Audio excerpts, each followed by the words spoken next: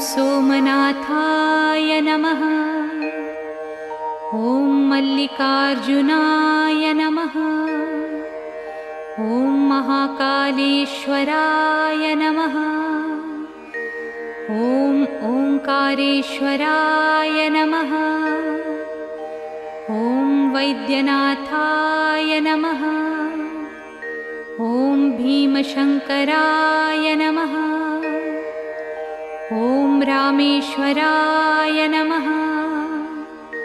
ॐ नागेश्वराय नमः। ॐ विश्वेश्वराय नमः। ॐ त्र्यंबकेश्वराय नमः। ॐ केदारेश्वराय नमः। ॐ भुस्मेश्वराय नमः।